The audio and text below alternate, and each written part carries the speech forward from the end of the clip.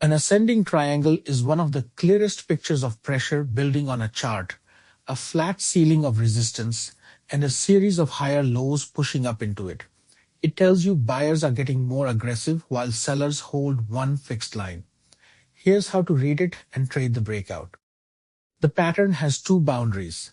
A flat horizontal resistance, the same ceiling tested again and again, where a big seller or a block of orders keeps capping price at one level, and beneath it, a rising trend line connecting higher lows. As those higher lows climb toward the flat top, price gets squeezed into a smaller and smaller space, coiling toward the apex. The story is a tug of war. Sellers defend one fixed price while buyers step in higher and higher, paying up more aggressively each time. When buyers are willing to pay more while sellers hold a static line, that fixed supply eventually gets absorbed, which is why the tension usually resolves upward through the ceiling. The rising lows are the tell.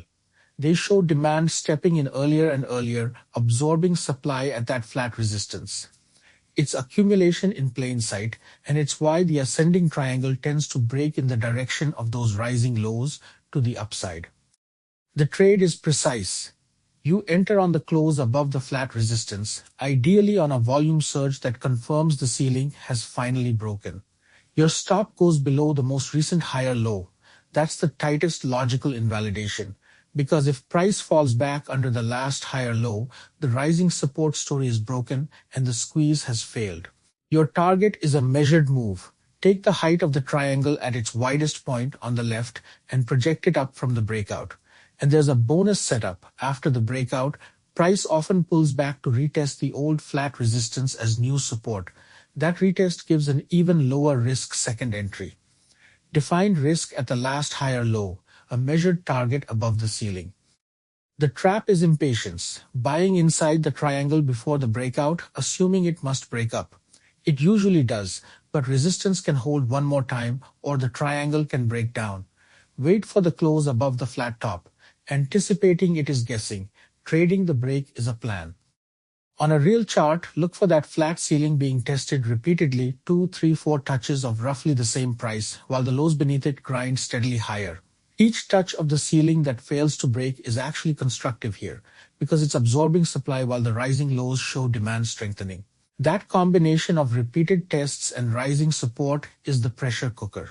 One caution, wait for the actual close above the ceiling, because triangles can occasionally break the other way, and a flat top that finally gives way on heavy volume is very different from price just leaking lower out of the apex. When that pressure releases to the upside, that's the move you're positioning for. Where it fits, the ascending triangle is a trigger with structure already built in. The rising lows are your price action. The flat top is your key level. Add momentum confirming on the break and you've stacked the whole method into one clean setup.